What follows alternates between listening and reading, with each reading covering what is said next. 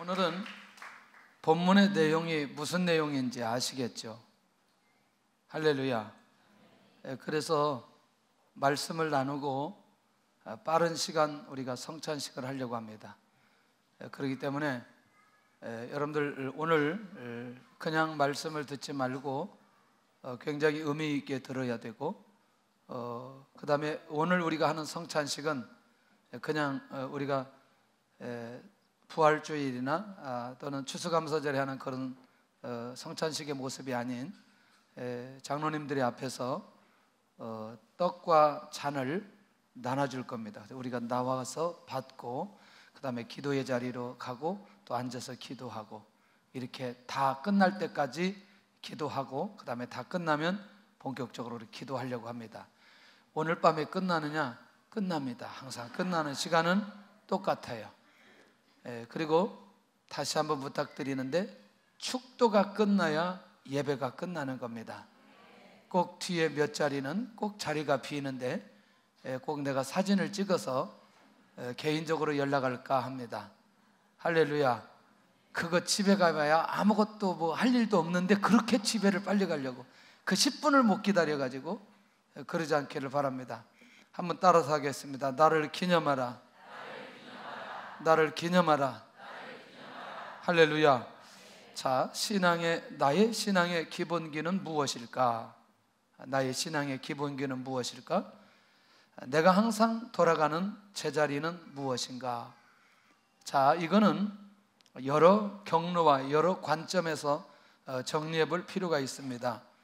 가장 성경적이고 믿음의 사람, 하나님께서 은혜 주시는 사람, 다시 하나님께서 회복시키는 사람은 반드시 예배나 기도나 말씀이나 전도나 선교나 사명이나 겸손의 자리로 들어가게 되어져 있다는 겁니다. 할렐루야. 그런 면에서 우리가 하나님 앞에서 항상 제 자리가 어떤 자리인지에 대한 이런 도전들이 내 안에 일어날 때마다 아마 이 부분에 대해서 우리가 영적으로 깨어 있다면 놀라운 하나님의 역사가 일어나게 될 것이고, 그 다음에 세 번째가 굉장히 중요한 게 뭐냐면 내 신앙의 기준점은 어디인가? 이게 굉장히 중요하죠. 나는 내 신앙의 기준점을 사람이 말하는 말로 정하느냐, 아니면 내 경험으로 정하느냐, 아니면 어떤 책을 보고 그 책을 보고 날마다 감동받아서 그렇게 기준점을 정하느냐. 그러나 사도 바울은 신앙의 기준점이 항상 말씀이었고 복음이었습니다. 예수 그리스도였습니다. 이게 신앙의 기준점이었던 것을 보게 됩니다. 오늘도 우리의 신앙의 기준점을 한번 찾아볼 필요가 있다는 거죠.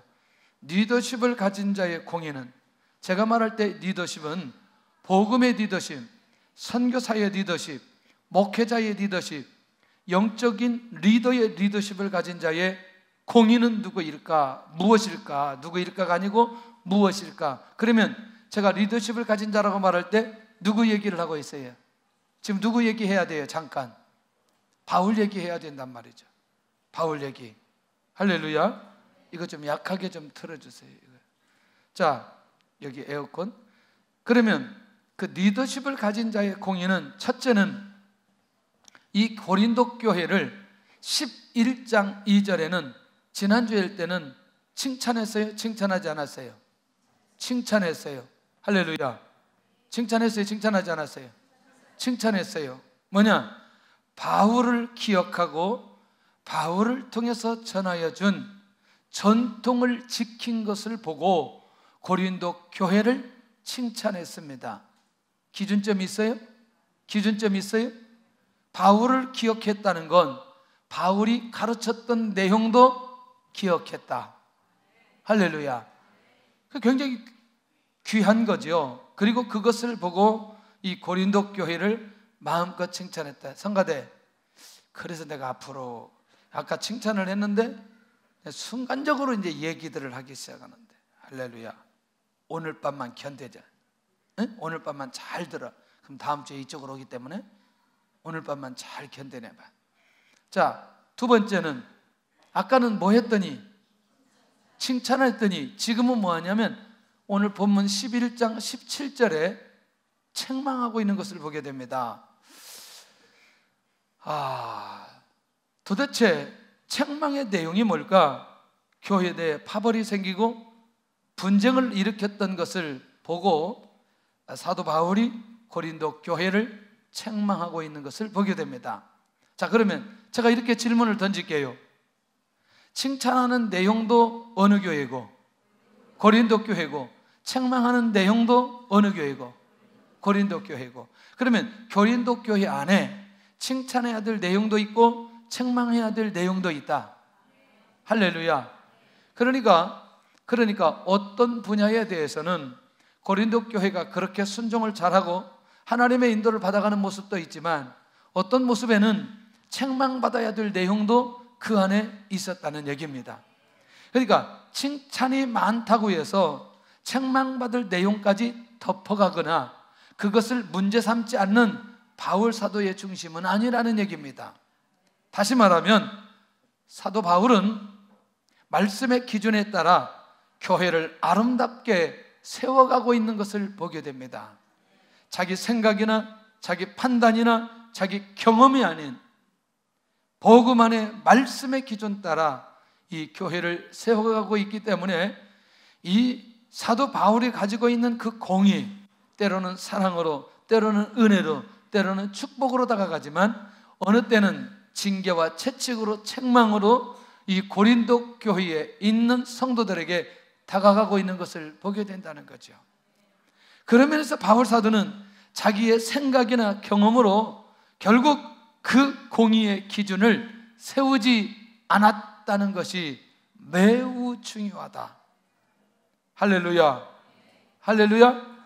네, 오늘 믿음으로 사는 사람들의 아름다운 믿음의 자세와 믿음의 기준점이 여기에 있어야 된다는 거죠.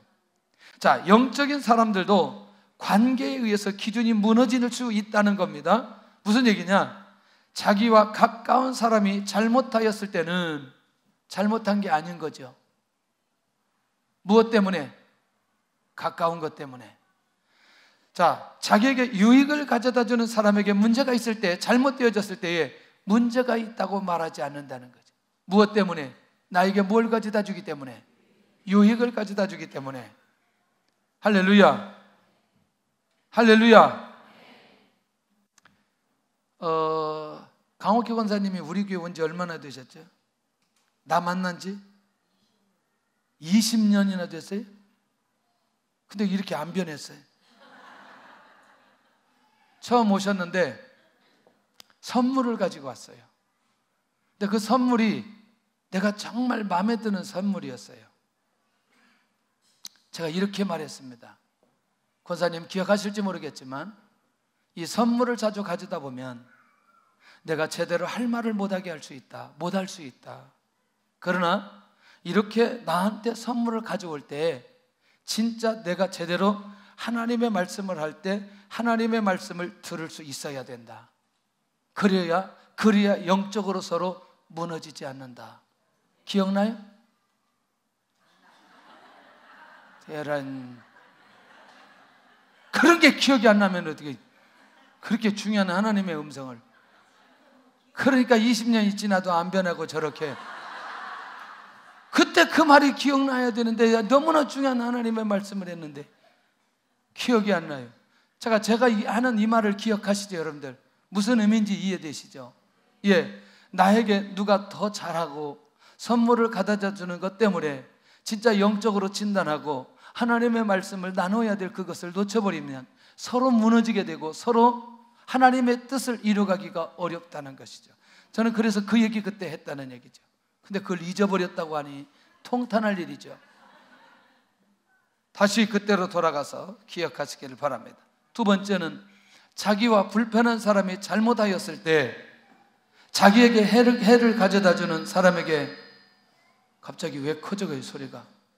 뒤에 방송실에 왜 사람이 없어? 자, 그런 것 때문에 결국 그 사람이 잘하는 부분이 있어도 내 안에 기준점은 그 사람이 나하고 불편한 관계 때문에 나에게 해를 가져다 주고 악한 영향들이 나에게 오기 때문에 다 잘못됐다는 거죠.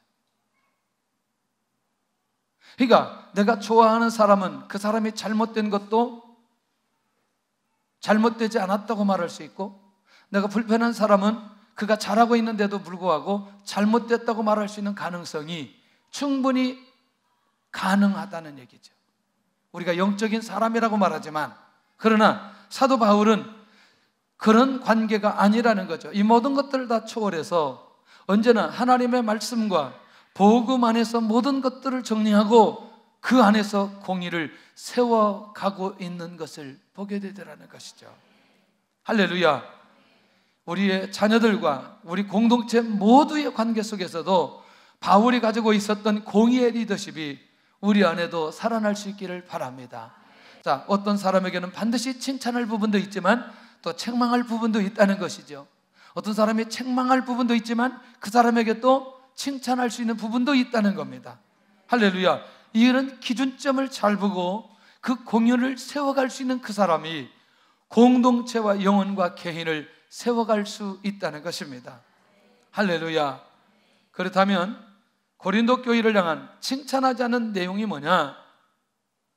교회 안에 모임이 유익이 되지 못하고 해가 된 것 때문에 칭찬하지 않고 있다는 거죠. 자, 그러면 우리말로 바꾼다면 교회가 모임을 할 때마다 성도들 모두에게 무엇이 되어야 돼요? 유익이 되어야 돼요. 그런데 모일 때마다 그들 안에 그 모임이 성도들에게 해가 되는 것이라면 그 모임을 지속적으로 해야 돼요? 안 해야 돼요? 안 해야 된다는 거죠. 그러니까 이것을 사도 바울이 이 얘기를 들으면서 고린도 교회 모임이 왜 그렇게 해가 되었을까라고 하는 거죠. 부유한 자들이 가난한 자들을 업신여기는 것 때문에 고린도 교회 안에 있는 모임이 이렇게 아름답지 못한 모습으로 가는 그것을 사도 바울이 그냥 지나가지 않았다는 거죠. 할렐루야. 이 문제, 모임이 유익되지 못하는 결정적인 문제가 무엇인지 이해되셨죠? 그러니까 이것이 뭐 할 때 문제가 되는 거예요. 모임할 때. 근데 이것이 무엇하고 연결되고 있어요, 지금? 성찬하고 연결되고 있다는 거죠. 어떻게 이 교회 안의 모임이 유익되지 못한데 이것이 성찬하고 연결되었는지를 우리가 생각해 볼 필요가 있다는 거죠. 죄송하지만 우리는 그러지는 않지만, 여러분들 같이 모임하는데, 순모임하는데 이번에다 옷을 샀는데 이 옷이 700만 원짜리라고 얘기하면 70만 원짜리 옷도 사지 못하는 그 어린 순원이 힘들겠어요? 힘들지 않겠어요? 살살 얘기해요. 그런 사람이 없기 때문에 살살 얘기해요. 할렐루야. 자, 가겠습니다. 빈부격차가 교회 안에서까지 영향력을 미쳤던 교회가 어떤 교회냐? 고린도 교회였다는 거죠. 조금 정리가 되죠, 이제. 그러니까 사도 바울이 무엇을 말하려고 하는지, 왜 이걸 말하려고 하는지 그 감각이 우리 안에 있어야 된다는 거죠. 그것이 교회 안의 모임이 분쟁으로 시작되어 파당까지 되어버렸어요. 자, 여러분들 어때요? 그냥 그것이 그래 부자가 가난한 사람 업신여긴 마음으로 업신여기고 그냥 그들 안에 이게 드러나지 않고 그냥 조용하게 이것이 흘러가면 좋겠는데, 이것이 분쟁이 되고 그것이 나눠지기까지 했다는 거죠. 차별과 파별로 이어져 버린 고린도 교회의 모습을 바라보고 칭찬하지 않고 있었다는 얘기. 칭찬하지 않고 있다는 겁니다. 자, 그렇다면 교회의 사명과 본질을 잊어버렸나요? 잊어버린 거죠. 교회는 예수 그리스도 안에서 뭐 해야 된다? 하나 되어야 된다. 할렐루야. 결국 교회의 머리는 누구다? 자, 교회는 그리스도의 몸이다. 수없이 얘기하는데 이 본질의 문제가 무너져 버리니까 결국 분쟁, 이 파당, 이것이 결국 교회 안에 사명과 본질을 잊어버리게 되니까 사도 바울이 이 얘기를 들을 때에 절대로 칭찬할 수가 없는 거죠. 왜? 교회가 이렇게 가다가 고린도 교회 자체가 무너질 수 있는 가능성이 매우 많이 있기 때문에 이 부분들이 절대로 일어나면 안 된다는 생각을 사도 바울이 가지고 있다는 거죠. 세 번째가 중요한 게 고린도 교회 안에 성만찬의 문제점을 드디어 권면하기 시작하는 것을 보게 됩니다.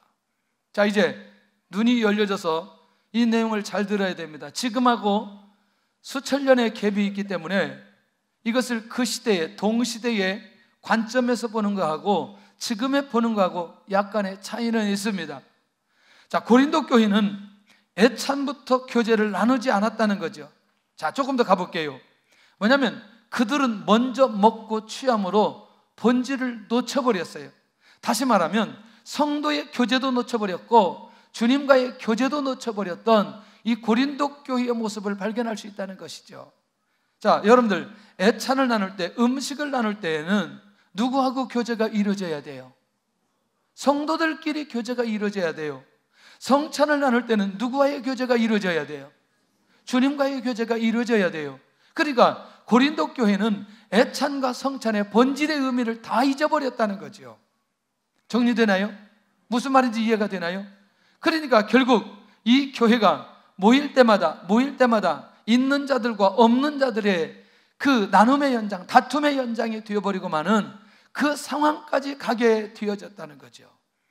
여러분들 고민하셔야 돼요. 왜 고민하셔야 되느냐? 마태복음 26장에 일어났던 예수님의 성찬이 왜 고린도전서 11장에 기록되어졌는지를 이해할 필요가 있다는 거죠.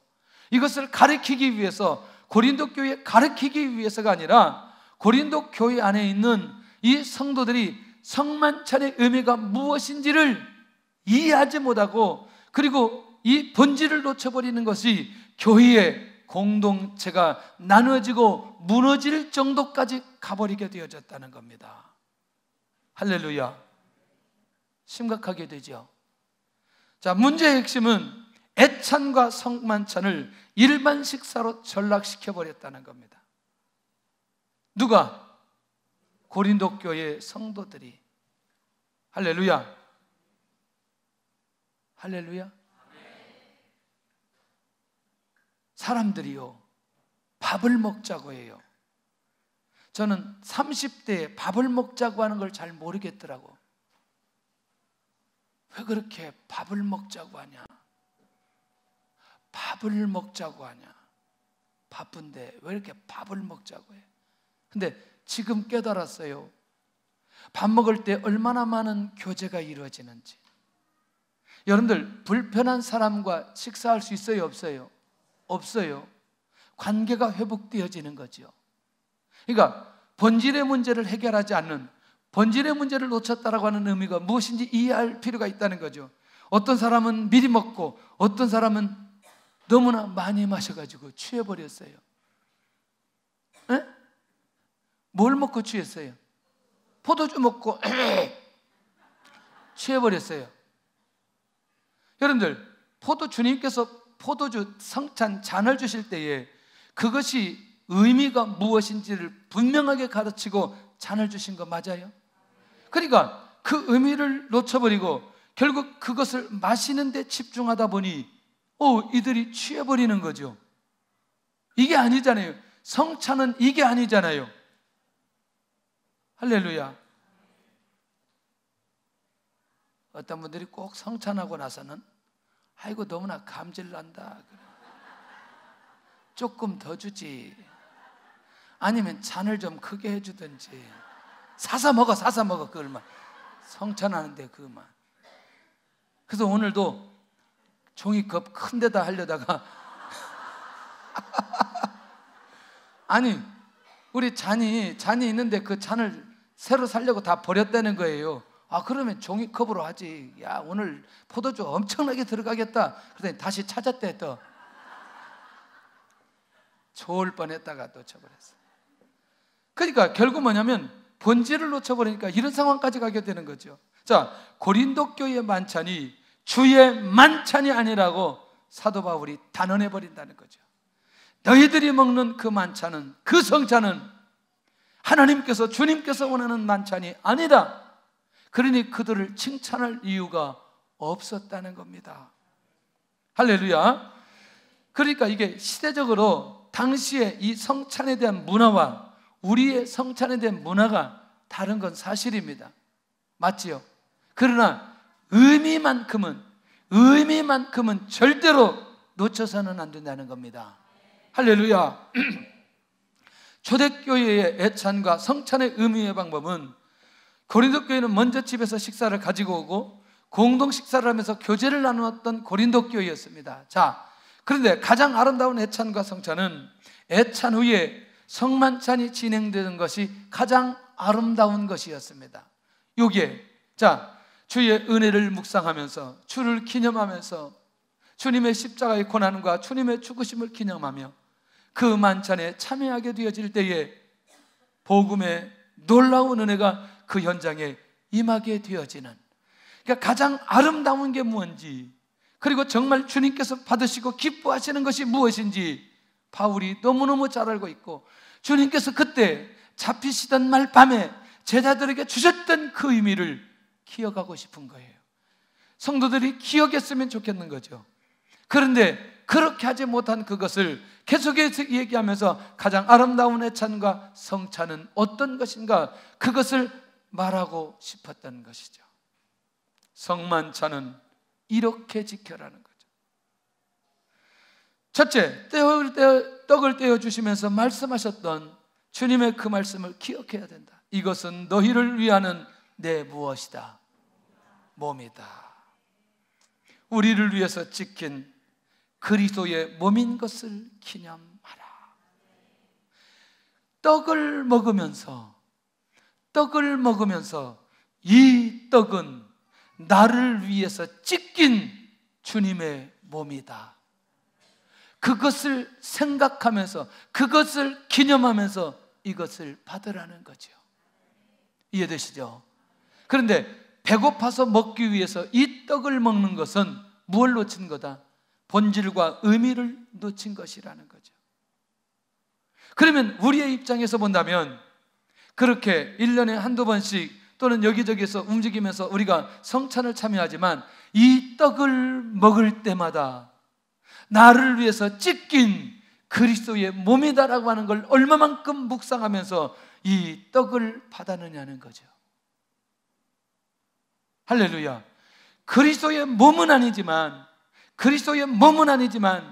이 떡을 상징적으로 그리스도의 몸인 것처럼 생각하고 묵상하면서 이것을 정말 받는다면 어떤 마음과 어떤 자세, 어떤 신앙의 회복이 우리 안에서 일어나겠냐는 거죠. 할렐루야. 이해되시나요? 이 떡이 누구의 몸이다? 나를 위해서 그 몸이 찢기신 그리스도의 몸이다 라는 사실이 내가 묵상하고 이해되어지고 믿어지면서 그 떡을 받는다면 이것은 일반적인 떡이 아니라는 거죠. 할렐루야. 만약에 일반적인 떡, 우리가 배불리 먹으려고 하는 그 떡이라면, 그 빵이라면 가서 풍성하게 사서 우리의 배를 채우기 위해서 먹는 게 훨씬 낫다는 얘기죠. 이해되시나요? 무슨 말인지. 나를 위해서 주님의 몸이 찢겨질 것을 미리 말씀하신 주님, 이것은 마태복음 26장의 관점이고 고린도전서 11장 24절은 이미 주님께서 죽으시고 승천하시고 지나고 난 결과니까 이미 찢겨진 몸이라는 것이죠. 정리되나요? 그러니 이 본질을 잊지 않고 놓치지 않는 그 사람은 깊은 은혜 속에 들어갈 수 있는 사람이다. 할렐루야. 아멘. 할렐루야. 이것을 행하여 나를 기념하라. 성만찬은 현재적인 구원 사건으로 내가 받아들여야 된다는 거죠. 이것이 나의 무엇으로 나타났다? 지금 이 떡이 나의 무엇으로 나타났다? 구원으로 나타났다는 거죠. 그것을 내가 믿음으로 받아들이는 행위는 이 떡을 받을 때에 내 안에서 일어나는 이 고백과 이 믿음의 확신이 내 안에 있어야 될 필요가 있다는 것이죠. 그러니 그것을 행할 때마다, 성만찬을 참여할 때마다, 성찬을 참여할 때마다 이것을 내가 회복할 수만 있다면 이거 얼마나 놀라운 은혜냐는 거죠. 그러니 형식과 전통에 의해서 성찬을 참여하면 안 된다라고 하는 사실을 사도 바울이 고린도 교회에 정확하게 가르쳐주고 있는 것 아니냐는 거죠. 할렐루야. 그리스도의 죽음이 구원의 핵심이 만찬의 핵심이라는 것을 우리가 잊어서는 안 된다는. 아멘. 성만찬이라는 것은 무엇 때문에 제정하셨는가? 대속의 그리스도의 죽음을 믿음으로 받아들이는 고백을 하기 위해서. 할렐루야. 그래서 주님께서는 잡히시던 날 밤에 이 만찬을 진행하셨던 것을 보게 됩니다. 할렐루야. 뒤에 계신 분들은 말씀을 잘 들어야 돼요. 기둥 뒤에는요, 자칫 잘못하면 구경이 될 수 있어요. 예배가 구경이 될 수 있어요. 기둥이 어떤 기둥인지는 알아서 보시기를 바랍니다. 기둥이 많기 때문에 나는 어떤 기둥이라고 꼭 짚어서 얘기하지는 않겠어요. 기둥 뒤에 계시는 분들은 말씀을 잘 들어야 돼요. 그래서 그분들은 꼭 확인을 해봐야 돼요. 말씀을 어떻게 들었는지. 자, 대속의 은혜를 기억하고 새롭게 신앙을 결단하는 계기로 성찬을 허락해 주셨다. 새롭게 신앙을 결단하는 계기로 기회 있을 때마다 기념하게 만들면서 그렇게 말씀하셨던 주님의 이 놀라운 비밀들을 사도 바울이 고린도 교회에 이것을 풀어놓고 있다는 것입니다. 잔을 주시면서 이 잔은 피로 세운 새 언약이라고 말씀하셨습니다. 새 언약은 어떤 것을 말씀하고 있을까? 그리스도의 죽음을 통해서 영원히 이루시는 언약. 이렇게 하니까 너무나 많이 들었던 내용이고 와닿지 않아요. 조금 더 가봐야 돼요. 결국 이제는 이게 뭐냐면, 그동안은 구약시대에는 항상 피에 뭐가 필요했어요? 피의 제사. 그러니까 반드시 뭘 잡아야 돼요? 에? 그렇지, 짐승, 동물. 그러니까 구약시대는 그렇게 매번 죄 용서를 받을 때마다 이런 동물과 이런 짐승의 피가 필요했지만, 이제는 예수님이 십자가에 죽으심으로 다시는 뭐가 필요 없는, 피가 필요 없는, 짐승이 필요 없는 새로운 새 언약을 주님께서 오늘 제자들에게, 구원받은 모든 백성들에게 주신 비밀이다 라는 사실을 가르쳐주고 있는 거죠. 그러니까 이제는 이 피를 주님께서 흘리셨기 때문에 이 잔을 마시면서 새로운 동물이 필요 없는, 새로운 피가 필요 없는, 영원히 이 피만 믿으면 결국 내가 구원의 감격과 구원의 축복을 누릴 수 있다는 사실을 가르치기 위해서 새 언약의 비밀이라는 것을 제자들에게, 구원받은 자들에게 가르쳐 주시면서 이 잔은 피로 세운 새 언약이라고 말씀해 주셨다는 거죠. 오늘 우리가 죄를 지었다고 해서 짐승을 잡아 피를 흘리면서 우리의 죄를, 용서를 구하는 건 아니잖아요. 예수님께서 우리를 위해서 대신 죽으셨고 피를 흘려주셨기 때문에 예수님의 이름으로 하나님 앞에 회개하면 우리가 지었던 모든 죄가 용서받는 그것은 예수님께서 흘리셨던 이 보혈의 피 때문이라는 사실을 믿으시기를 바랍니다. 할렐루야. 이 놀라운 비밀들을 오늘 구원받은 모든 자들에게, 고린도 교회 성도들에게 알게 하고 싶은 거죠. 사도 바울이 이 비밀을 깨닫고 결국 고린도 교회를 바라보니까 고린도 교회가 그렇게 이 비밀을 깨닫지 못하고 그냥 먹고 취해버리는 이 모습을 보고 얼마나 가슴 아파했는지 이해할 수 있겠잖아요. 이제 이해가 되겠잖아요. 이런 놀라운 비밀이 있음에도 불구하고 이 본질을 놓쳐버린 그들의 애찬, 그들의 만찬, 그들의 성찬, 이것을 행할 때마다 누구를 기념하라? 나를 기념하라. 사도들과 모든 믿는 자들에게 반드시 지켜야 할 규례라는 사실을 사도 바울이 애통하는 마음으로 가르치고 있는 것을 보게 된다. 오늘 그런 면에서 아까 우리가 문제가 생기면 어느 자리로 가야 되느냐라고 할 때 가장 첫 번째는 내가 예수 그리스도의 구속의 은혜의 자리에서부터 다시 출발해야 된다는 거죠. 모든 것들이 다 회복될 수 있습니다. 예배도 회복됩니다. 기도도 회복됩니다. 말씀도 회복됩니다.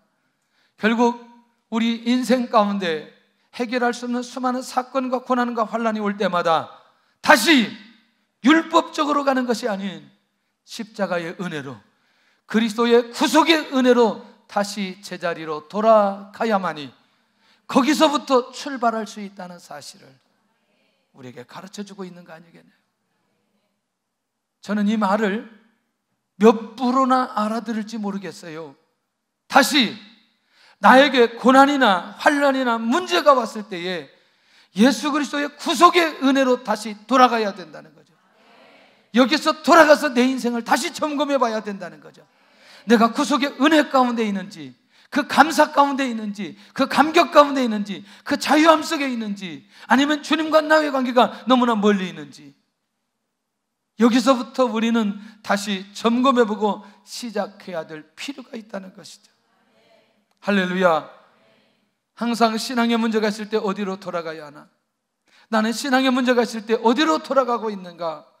나는 율법으로 돌아가고 있는가? 주님에게로 돌아가고 있는가? 구속의 은혜로 돌아간다는 건 누구에게 돌아간다? 주님에게 돌아간다는 겁니다. 주님에게 돌아가시기를 바랍니다. 주님에게 돌아가시기를 바랍니다. 주님으로 돌아가시기를 바랍니다. 우리 교회에 앞에서 일하시는 목사님들, 겉으로 보면 이렇게 굉장히 앞장서서 일하고 다른 사람들을 볼 때 이런 분들은 정치를 많이 하는 분 아니야, 뭐 그런데 그 목사님 중에 한 분이 어느 날 사모님이 시름시름 아팠는데 병원에 입원을 했어요. 그래서 입원을 했는데 월요일 날도 의사 선생님한테 물어보니까 문제가 있을 것 같은데 나를 못 믿냐고, 왜 그러냐고. 그래서 월요일 날 지났어요.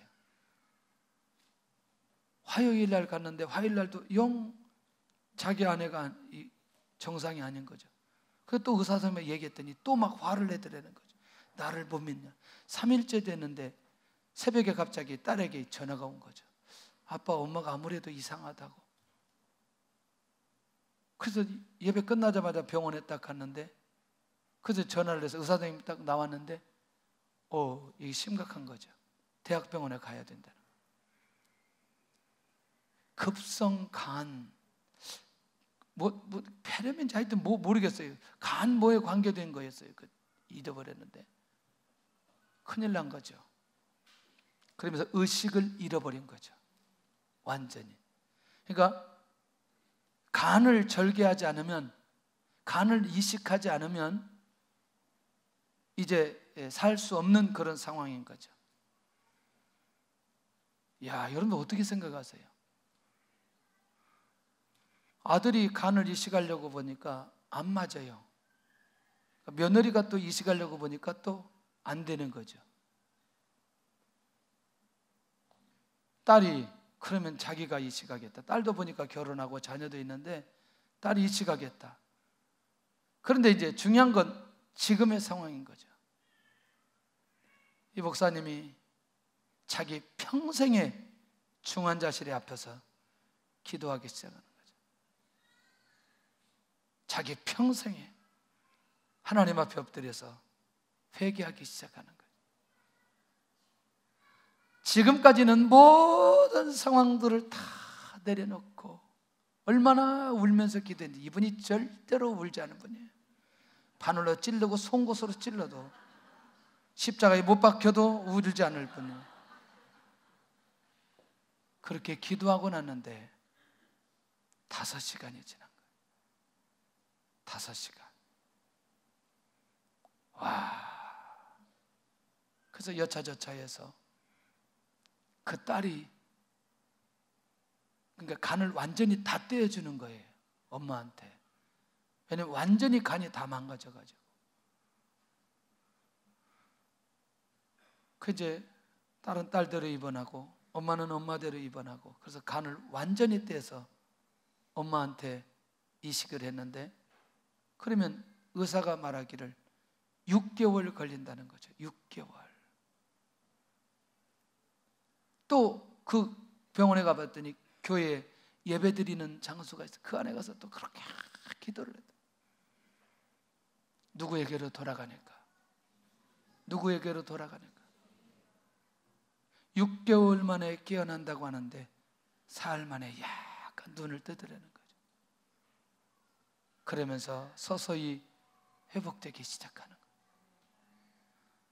회복되기 시작하는 거예요. 그러면서 한 번도 자기가 아내를 위해서 살지 못했는데 6개월 동안 빨래해야 되고 밥해야 되고 시장 가야 되고 이 가사 노동이 얼마나 힘든지를 6개월 만에 알았다는 거죠. 내가 한번 우리 교회 오시래서 한번 하라 그랬어요. 오시겠대. 지난번에 수요일 날 우리가 이제 그 총회 기간에 서천에 있는 우리 노예 교회에 가가지고 저보고 설교하라 그러래. 목사님이 설교하세요, 어른이니까. 그랬더니 뭐 설교할까? 간증하세요, 목사님. 그랬더니 그 얘기를 쫙 하는데 얼마나 은혜가 되는지. 문제가 생길 때 누구로 돌아가니까? 주님에게로 돌아가니까 하나님께서 회복시키기 시작하는 거예요. 지금 건강한 모습으로 회복되는 딸도 건강하게 회복되고 엄마도 건강하게 회복되어지는 그 과정 속에 내가 어떻게 주님에게로 돌아가서 주님께서 그때 어떻게 일하시기 시작했는지 이게 중요하더라고요. 그렇게 기도하고 났더니 마음에 평화가 오더라는 거죠. 아무런 소식이 들리지 않아도 수술하는데 19시간이 걸렸는데 아무런 소식이 들리지 않아도 마음에 평화가 오더라는 거죠. 왜? 누구를 만났어요? 주님을 만났어요.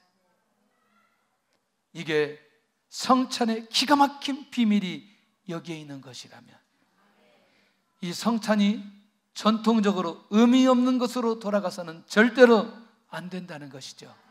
할렐루야. 이 떡을 먹으며 잔을 마실 때마다 어떻게 해야 되나?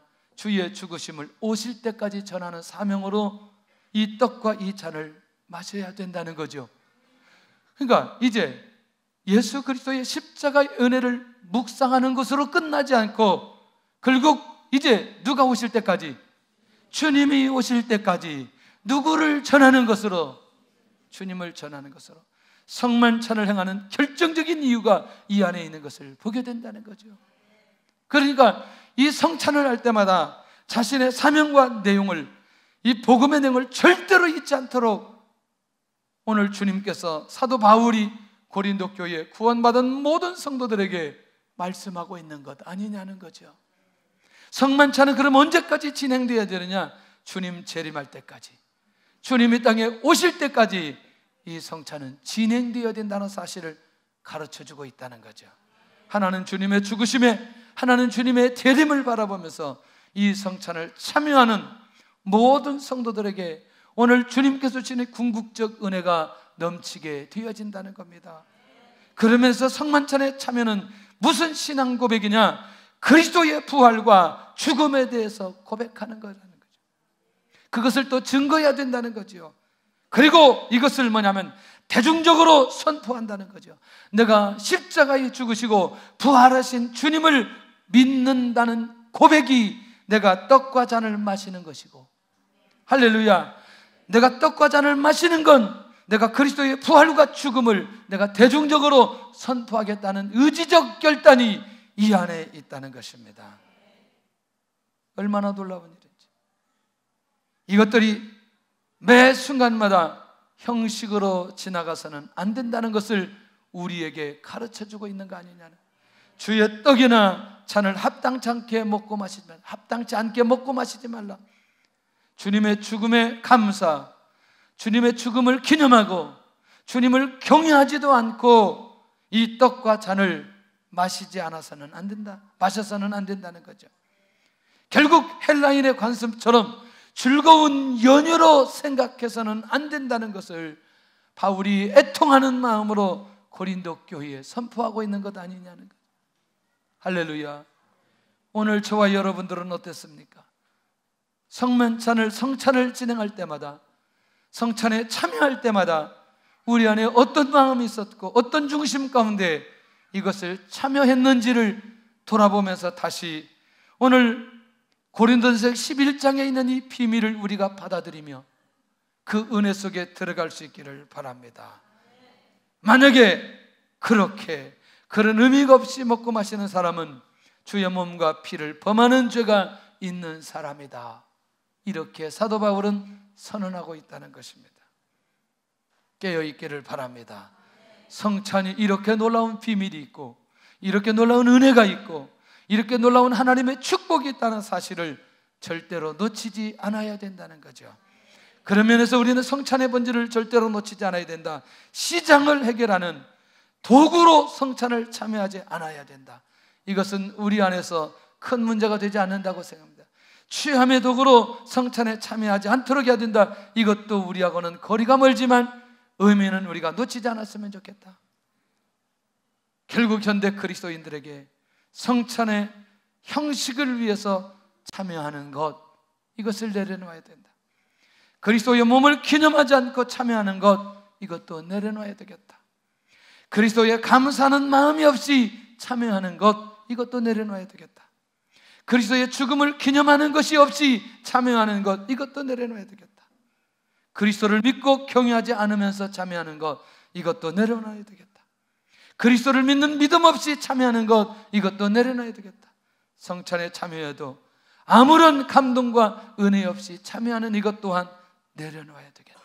그럼 바꿔 말하면 오늘 내가 예수 그리스도의 십자가의 은혜와 그 구속의 감격과 재림하실 주님을 바라보는 순간부터 우리 이 성찬을 통해 주시는 인류 최대의 축복과 은혜를 경험하게 될 줄로 믿습니다. 경험하게 될 줄로 믿습니다.